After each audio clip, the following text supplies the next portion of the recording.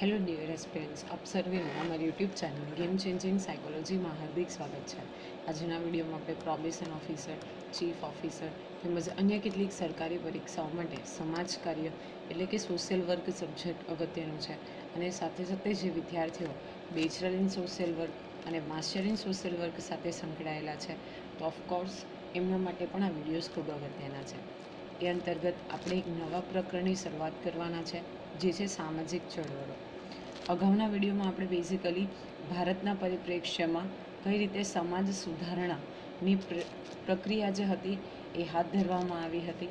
સાથે સાથે આપણે મહાત્મા ગાંધીજી, રાજા રામમોહન રોય ઉપરાંત આપણે વાત કરીએ તો ઠક્કર બાપા, કે એ બધા વિશે સંભાવ ઉપર છેલ્લો અભ્યાસ કર્યો છે.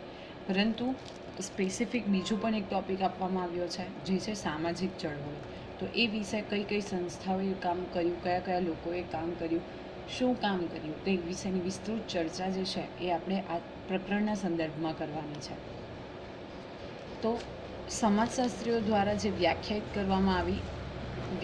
કરવામાં આવી છે એ પોઝિશન અનુસાર સમાજ વિવિધ સંપ્રદાયોના સંઘર્ષો અને સમાજની ઉત્ક્રાંતિમાંથી કેવી રીતે પસાર થયો છે એ અંગે આપણે ઓલરેડી વાત કરી.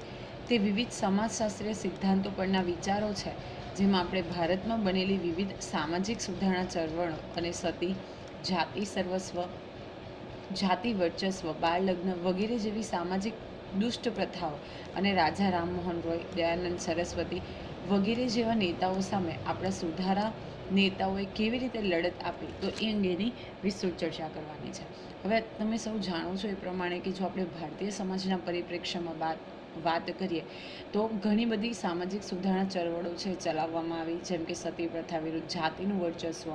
જેમ આપણે જોઈએ તો અલગ અલગ જાતિ અનુસાર કોઈ એક જાતિને ઉચ્ચ ગણવામાં આવતી હતી, કોઈ એક જાતિને નીચ ગણવામાં આવતી હતી, રાઈટ. તો જાતિ આધારિત આપણે વાત કરીએ તો બ્રાહ્મણ, વૈશ્ય, શૂદ્ર અને ક્ષત્રિય. તો જાતિનું વર્ચસ્વ અને એ પૈકી તમે સૌ જાણો છો એ પ્રમાણે અનટચેબિલિટી પણ પ્રિવિલન્ટ હતી, એટલે કે અસ્તિત્વમાં હતી. અસ્પૃશ્યતા, સાથે કરીને આપણે બાળ લગ્ન, તો જેવી સામાજિક ખરાબ પ્રથાઓ હતી એની સામે દયાનંદ સરસ્વતી, રાજા રામમોહન રોય જેવા જે આપણા સમાજ સુધારકો હતા, તો એ લડત આપે છે અને આ બધા જે દુષ્ટ પ્રથા હતી એટલે કે વાઇસીસ હતા એને દૂર કરવા માટે સંભાવ એમણે પોતે વર્ક કર્યું છે. જો ભારતીય સમાજને પુનઃ નિર્માણ કરવામાં અદ્ભુત તરીકે ઊભા હતા. ઓકે, તો સમાજમાં જે વાઇસીસ હતા, કુરિવાજો હતા, એને દૂર કરી અને સમાજનું ફરીથી પુનઃ નિર્માણ કરવામાં આવે એના ફેવરમાં તેઓ હતા. શબ્દ સામાજિક હિલચાલ એક પ્રકારની જૂથ ક્રિયાનો સંદર્ભ આપે છે. તે વ્યક્તિઓ અથવા સંસ્થાઓનું વિશાળ અનૌપચારિક એસેમ્બલ છે, જે રાજકારણ અને સમાજ સાથે સંબંધિત ચોક્કસ મુદ્દાઓ તરફ કેન્દ્રિત છે. ઓકે, તો બેઝિકલી એમના દ્વારા જે કોઈ પણ સંસ્થાની રચના કરવામાં આવી તો એનું મેઇન એમ શું હતું કે સમાજ સંબંધિત જે ચોક્કસ મુદ્દાઓ છે એ તરફ ધ્યાન કેન્દ્રિત કરવું અને સમાજમાં જે કુરિવાજો પ્રચલિત હતા તો એ કુરિવાજોને સંભાવ સમાજમાંથી દૂર કરવા. પ્લસ અહીંયા લખ્યું છે કે બેઝિકલી શું કરવામાં આવે છે કે એક જે ચોક્કસ નીતિઓ અને પ્રથાઓ સામે તેઓ પ્રતિકાર ચલાવે છે અથવા મૂકે છે અથવા સામાજિક પરિવર્તનને ફેવર કરે છે, એટલે કે એક સુધારો કરે છે. ચળવળ એક પ્રકારની સામાજિક ચળવળ છે જેનો ઉદ્દેશ્ય ઝડપી અથવા મૂળભૂત ફેરફારોને બદલે સમાજના અમુક પાસાઓમાં ધીમે ધીમે પરિવર્તન લાવવાનું છે. હવે આપણે વાત કરીએ કે આ જે સમાજશાસ્ત્રીઓ હતા તો એમના દ્વારા અમુક ડેફિનેશન આપવામાં આવી છે કે સમાજ સુધારણાના કામ કરવામાં આવ્યા તો એ અંગે શું કરે છે, ચોક્કસ જે પ્રથાઓ છે, કુરિવાજો છે, ઓકે, તો એની સામે પ્રતિકાર કરે છે અથવા એની ઉપર ભાર મૂકી એને પ્રતિકાર એને દૂર કરવાનો પ્રયત્ન કરવામાં આવે છે, એમાં સુધારો લાવે છે. અને જો સામાજિક ચળવળની વાત કરીએ તો એક પ્રકારની ચળવળ છે જેનો ઉદ્દેશ્ય શું છે તો ઝડપી અથવા તો મૂળભૂત ફેરફારો જે છે જે સમાજમાં છે તો એને અમુક પાસાઓમાંથી ધીમે ધીમે પરિવર્તન લાવવાનું છે. સામાજિક ચળવળો એ એક સામૂહિક શબ્દ છે જેનો ઉપયોગ તમામ સાહસોનું વર્ણન કરવા માટે થાય છે જે જીવનની નવી શૈલી સ્થાપિત કરે છે.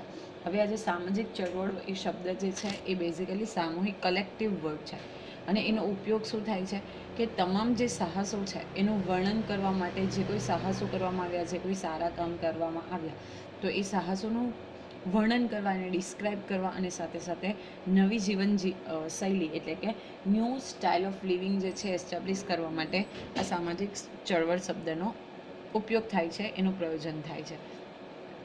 તેઓ અશાંતિની સ્થિતિમાંથી ઉદ્ભવે છે અને પ્રેરક શક્તિ અસંતોષમાંથી જીવનના વર્તમાન સ્વરૂપ સાથે અને નવી યોજના અથવા જીવન પદ્ધતિની ઈચ્છાઓ અને આશાઓમાંથી તેઓ નવી જે શક્તિ છે મેળવે છે.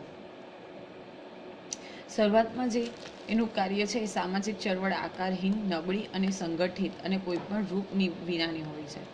ઓકે, અહીંયા અસંગઠ એટલે સારી રીતે સંગઠિત નથી હોતી, એટલે કે નબળી હોય છે. ઓકે, તો જ્યારે શરૂઆતમાં કોઈ પણ ચળવળ કરવામાં આવે છે તો એ આકારહીન. હવે આકારહીન મતલબ કોઈ ચોક્કસ એટલો પરફેક્ટ એમ નથી હોતો. ઓકે, સંગઠિત રીતે નબળી હોય છે. અહીંયા નબળી રીતે સંગઠિત ના આવે, સંગઠિત રીતે નબળી હોય છે.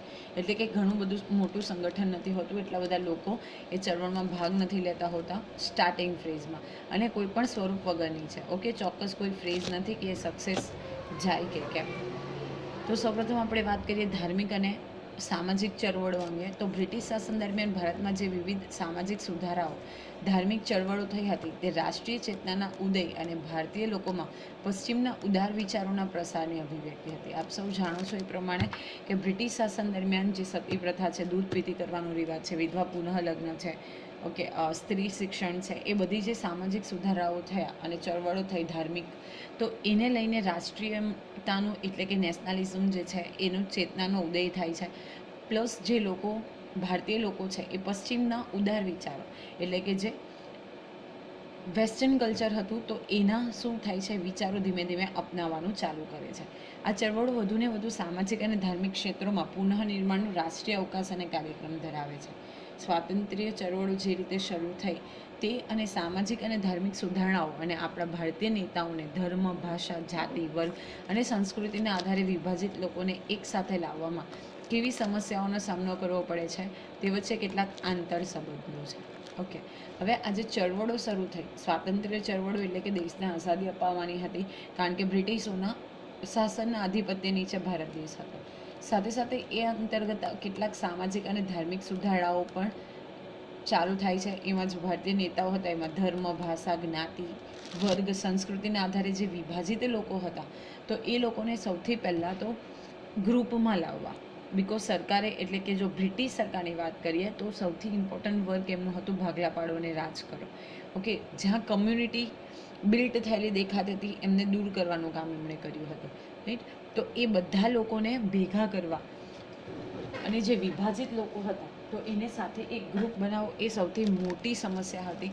તો એ કઈ કઈ સમસ્યાનો સામનો કરે છે તો એ વિશેની આપણે કેટલીક ડિટેલમાં ચર્ચા કરવાની છે. એ પૈકી સૌપ્રથમ અહીં આપવામાં આવ્યું છે આર્ય સમાજ. આપણે અગાઉ પણ થોડી ઘણી ડિસ્કશન કર્યું હતું કે સ્વામી દયાનંદ સરસ્વતી દ્વારા આ જે આર્ય સમાજ છે એની સ્થાપના કરવામાં આવે છે. તો આર્ય સમાજ એક સુધારા ચળવળ અને ધાર્મિક સામાજિક સંગઠન છે જેની સ્થાપના 1875માં સ્વામી દયાનંદ સરસ્વતી દ્વારા બોમ્બેમાં કરવામાં આવી હતી.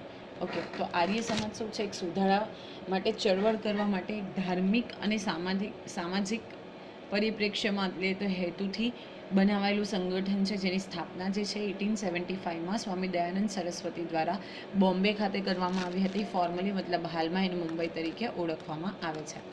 તેઓ વેદોના અડગ અનુયાયી હતા, ઘાતાંક અને અભ્યાસી હતા. વેદ હતા 4, કદાચ તમને ખબર હશે, ઋગ્વેદ, સામવેદ, યજુર્વેદ, અથર્વવેદ. તો એના અનુયાયી હતા એટલે કે વેદોનું જે કોઈ ઇન્ફોર્મેશન વેદોને ફોલો કરતા હતા. ઓકે, અને એના અભ્યાસી હતા. સમયની શરૂઆતથી જ ગુરુ તરફથી શિષ્યને આપવામાં આવેલી અવ્યવસ્થિત સત્ય જે સ્વામી દયાનંદ દુનિયાઈ અભિવાદન માટે બિલકુલ તૃષ્ણા ન હતી. તેઓ અંધશ્રદ્ધાળુ, અજ્ઞાની અને સ્વાર્થીઓની નિંદાથી સંપૂર્ણપણે બેફિકર અને અવ્યવસ્થિત હતા. તો બેઝિકલી જો સ્વામી દયાનંદ સરસ્વતીની આપણે વાત કરીએ તો એમને કોઈ પણ અભિવાદન એટલે કે એમને કોઈ પણ પ્રકારનું નામ મળે એવું એ ઈચ્છતા ન હતા. સાથે સાથે જે અંધશ્રદ્ધાળુ હતા, અજ્ઞાની હતા, સ્વાર્થી હતા તો એની નિંદાથી સંપૂર્ણપણે બેફિકર હતા. એટલે કે કોઈ પણ પ્રકારની નિંદાથી એ ડરતા હતા નહીં. કોઈ પણ વસ્તુ કહેવામાં આવે તો એનાથી એ સંપૂર્ણપણે બેફિકર રહેતા. સ્વામી દયાનંદ સરસ્વતીએ કહ્યું કે બેઝિકલી સત્યનું પાલન કરવાનું છે અને તેનું અને તે પોતે પણ પાલન કરે છે.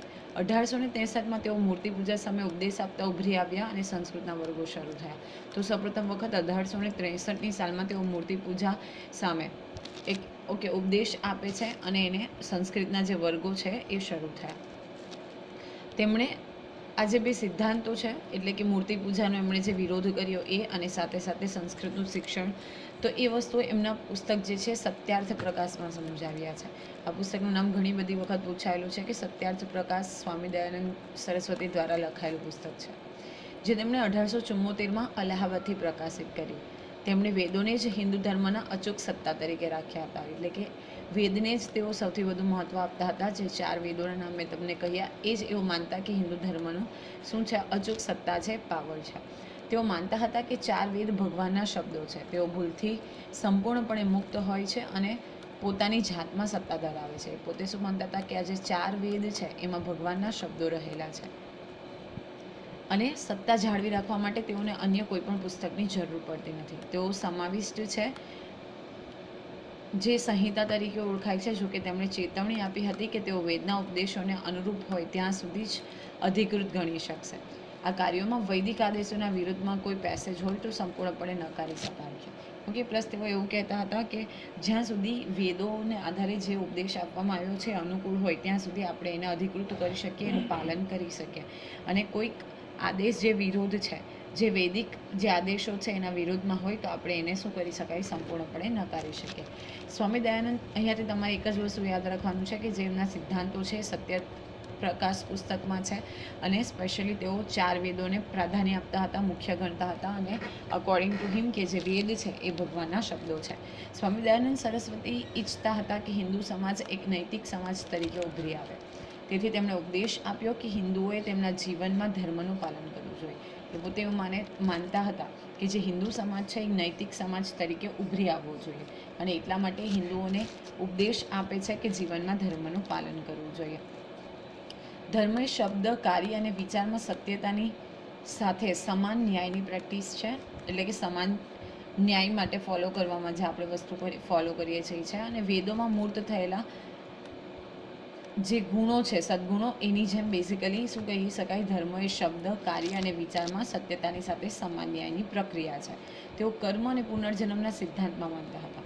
તેઓ કર્મ એટલે કે ડીડ્સ, ઓકે, એમાં અને સાથે સાથે પુનર્જન્મના સિદ્ધાંતમાં પણ માનતા હતા.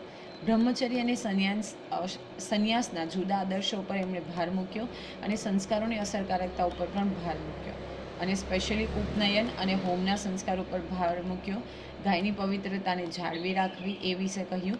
પશુ બલિ, પૂર્વજોની પૂજા, તીર્થયાત્રાઓ, જે પુરોહિત દ્વારા અન્ય પ્રવૃત્તિઓ કરવામાં આવતી હતી એ અસ્પૃશ્યતા અને બાળકને વૈદિક મંજૂરીનો અભાવ ગણાવ્યો. ઓકે, પોતે શું કરે છે કે સંસ્કારોની અસરકારકતા ઉપર ભાર મૂકે છે, જૂના આદર્શો ઉપર ભાર મૂકે છે, ગાયની પવિત્રતાને જાળવી રાખવા ઉપર ભાર મૂકે છે. સાથે સાથે પશુ બલિ, પૂર્વજોની પૂજા કરવી, ઓકે, જે પુરોહિત હોય એ ઘણી બધી વખતે લોકોને ઠગતા, તો એ અસ્પૃશ્યતા, બાળલગ્ન, એને વૈદિક મંજૂરીનો અભાવ છે એમ ગણાવ્યું. મતલબ એ આ બધી વસ્તુના હિમાયતી ન હતા. તો એના મૃત્યુ પછી આર્ય સમાજના નેતાઓએ તેમની વાતો અને ઉપદેશોને સમાજના સિદ્ધાંતો તરીકે સ્વીકાર્યા અને સમાજની પ્રવૃત્તિઓને સમગ્ર દેશમાં ફેલાવો કર્યો. તો સ્વામી દયાનંદ સરસ્વતીના મૃત્યુ પછી બેઝિકલી શું થાય છે, એમના જે આદર્શો હતા, એમના જે વિચારો હતા એને કોણ સ્વીકારે છે, એમની જે બેઝિકલી સંસ્થા એમણે સ્થાપી હતી, ઓકે, આપણે જોયું એ પ્રમાણે કે જે આર્ય સમાજ સંસ્થા સ્થાપી હતી, તો એમના પોતાના અનુયાયીઓ શું કરે છે કે એમની જે વાતો છે અને ઉપદેશો છે એને સિદ્ધાંત તરીકે સ્વીકારે છે અને એમની જે સમાજલક્ષી, સમાજને ચેન્જ કરવાની સમાજ કાર્યની પ્રવૃત્તિ હતી તો એને દેશભરમાં ફેલાવવાનો પ્રયત્ન કરે છે. નેક્સ્ટ છે બ્રહ્મ સમાજ. તો રાજા રામમોહન રોયે 1782થી લઈને 1833 જેમનો સમયગાળો છે, ઓગસ્ટ 1828માં બ્રહ્મો સમાજની સ્થાપના કરી હતી. બાદમાં તેનું નામ બદલીને બ્રહ્મ સમાજની સ્થાપના કરી હતી, પરંતુ બાદમાં તેનું નામ બદલીને બ્રહ્મો સમાજ રાખવામાં આવ્યું. તો સ્ટાર્ટિંગમાં જ્યારે ઓગસ્ટ 1828માં સ્થાપના કરવામાં આવે છે તો ત્યારે એનું નામ હોય છે બ્રહ્મ સમાજ. પછી એને બદલીને શું કરવામાં આવે છે, બ્રહ્મો સમાજ રાખવામાં આવે છે. સમાજ સનાતન અગમ્ય અપરિવર્તનશીલ અસ્તિત્વની ઉપાસના અને આરાધના માટે પ્રતિબદ્ધ હતો, જે બ્રહ્માંડના લેખક અને સંરક્ષણ છે એવું તેઓ માનતા. પ્રાર્થના, ધ્યાન અને ઉપનિષદોનું વાંચન એ ઉપાસનાના સ્વરૂપે હોવા જોઈએ અને સમાજની ઇમારતોમાં કોતરણી, મૂર્તિ કે શિલ્પ, ચિત્રો, પોર્ટ્રેટ વગેરે કોઈપણ સ્વરૂપને મંજૂરી આપવામાં આવશે નહીં. એટલે સમાજના વિવિધ વિરોધને જે રેખાંકિત કરે છે, સ્પેશિયલી મૂર્તિ પૂજા અને ધાર્મિક વિધિઓ જે અર્થવિહીન હતી, તો એને માટે બેઝિકલી પોતે શું કર્યું છે, વિરોધ કર્યો છે. ઓકે, તો બેઝિકલી શું માનતા હતા કે અપરિવર્તનશીલ અસ્તિત્વની ઉપાસના કરવી અને આરાધના કરવી એમાં એ પોતે માનતા ન હતા, પરંતુ એ સનાતન વસ્તુ જે છે, સનાતન સત્ય છે, એનો સ્વીકાર કરતા હતા. બ્રહ્મો સમાજનો લાંબા ગાળાનો જે હેતુ હતો, ઉદ્દેશ્ય હતો, એ હિન્દુ ધર્મને શુદ્ધ કરવાનો અને એકેશ્વરવાદનો પ્રચાર કરવાનો હતો. તો આ પણ અગત્યનું છે કે હિન્દુ ધર્મને શુદ્ધ કરવાનો અને એકેશ્વરવાદ એટલે કે ઈશ્વર એક જ છે એ વાદને પ્રચાર કરવાનો મુખ્યત્વે આ બ્રહ્મો સમાજનો હેતુ હતો. આ લાંબા ગાળાનો હેતુ તર્કના 2 આધારસ્તંભો ઉપર આધારિત હતો, જે વેદ અને સમાજે માનવ ગૌરવ, મૂર્તિ પૂજાનો વિરોધ, સતી જેવા સામાજિક દૂષણોની ટીકા ઉપર ભાર મૂક્યો હતો. હવે જ્યારે એકેશ્વરવાદનો પ્રચાર કરવાનો અને ધર્મને શુદ્ધ કરવાનો એ પ્રકારનો હેતુ હતો લાંબા ગાળાનો, તો બેઝિકલી એના માટે 2 આધાર સ્તંભ હતા. એક હતો વેદ અને બીજું હતું માનવ ગૌરવ. ઓકે, માનવને ગૌરવ અપાવવું, સાથે સાથે મૂર્તિ પૂજાનો વિરોધ કરવો, સતી પ્રથા જેવા જે સામાજિક દૂષણો હતો એની ઉપર એ ભાર મૂકે છે. મહર્ષિ દેવેન્દ્રનાથ ટાગોરે 1843માં આંદોલનમાં જોડાયા ત્યારે તેને નવું જીવન આપ્યું. હવે જ્યારે મહર્ષિ દેવેન્દ્રનાથ ટાગોર 1843માં આંદોલન જે કરવામાં આવે છે તો એમાં જોડાય છે, ત્યારે એને ફરીથી એક નવી ગતિ પ્રાપ્ત થાય છે. સમાજે મતલબ બેઝિકલી આપણે વાત કરીએ છીએ બ્રહ્મો સમાજે, તો આ બ્રહ્મ સમાજે વિધવા પુનઃલગ્ન, મહિલા શિક્ષણ, બહુપત્નીત્વ નાબૂદીને અંગે સુધારણા અને સ્વભાવને ટેકો આપ્યો. તો વિધવા પુનઃલગ્ન, મહિલા શિક્ષણ અને બહુપત્નીત્વની એ સમયે પ્રથા હતી, તો એને શું કરે છે, એની નાબૂદીને બેઝિકલી ટેકો આપે છે. જ્યારે કેશવચંદ્ર સેન તેમાં જોડાય છે, પછી તરત જ તેમને આચાર્ય બનાવવામાં આવે છે. ત્યારે સમાજે ઉર્જા, જોમ અને વક્તૃત્વનો બીજો તબક્કો અનુભવ્યો. તેમણે ચળવળને લોકપ્રિય બનાવવામાં મહત્વની ભૂમિકા ભજવી. તો સૌપ્રથમ સ્ટાર્ટ કરવામાં આવી હતી રાજા રામમોહન રોયે, ત્યાર પછી એમાં મહર્ષિ દેવેન્દ્રનાથ ટાગોર છે એ જોડાય છે, અને ત્યારબાદ ફરીથી અહીંયા મેન્શન છે એમ પ્રમાણે કે કેશુચંદ્ર સેન છે એ આમાં જોડાય છે, એટલે કે બ્રહ્મ સમાજમાં જોડાય છે. કેશવચંદ્ર સેનને અથવા તો કેશવચંદ્ર સેનને તેમના આમૂલ સુધારાને કારણે બ્રહ્મ સમાજમાંથી બરતરફ કરવામાં આવે છે અને તેમણે ભારતના બ્રહ્મ સમાજની સ્થાપના કરી. હવે આપણે જોઈએ કે બ્રહ્મ સમાજનું મહત્ત્વ શું હતું. તો બહુદેવવાદ અને મૂર્તિ પૂજાની નિંદા કરવી. ઓકે, ઈશ્વર એક જ છે એ પ્રમાણેની એમણે કાર્ય કર્યું હતું. એકેશ્વરવાદમાં તેઓ માનતા હતા. તો બહુવેદવાદ એટલે કે ઘણા બધા દેવો છે તો એ અંગે, અને મૂર્તિ પૂજા તો એનો વિરોધ કર્યો હતો. દૈવી અવતારમાંથી વિશ્વાસ છોડી દેવાનો, એટલે કે કોઈ પણ પ્રકારનો દૈવી અવતાર છે, ભગવાનનો અવતાર છે, એ બધી વસ્તુમાં વિશ્વાસ નથી રાખવાનો. તે નકારે છે કે કોઈ પણ શાસ્ત્ર માનવીય કારણ અને અંતરાત્માને પાર કરતા અંતિમ સત્તાનો દરજ્જો માની શકે. ઓકે, પોતે એવું દરજ્જો માણી શકે એ વાતને નકારતા હતા કે કોઈ પણ શાસ્ત્ર એવું નથી કે જે અંતરાત્મા છે એને પાર કરતા અને સાથે સાથે જે અંતિમ દરજ્જો છે તો એ અંગેની ઇન્ફોર્મેશન પ્રોવાઈડ કરે. જાતિ વ્યવસ્થાની એમણે ટીકા કરી હતી. ઓકે, જે જાતિ આધારિત વ્યવસ્થા હતી, સમાજ વ્યવસ્થા એની ટીકા કરી હતી.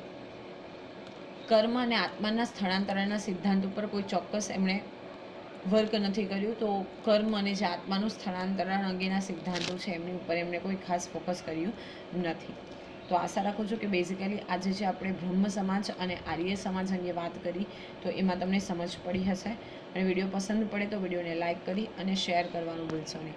અને આવા જ વધુ વિડીયોની અપડેટ્સ મેળવવા માટે even you can subscribe our YouTube channel game changing psychology. Thank you for watching the video. Have a nice day.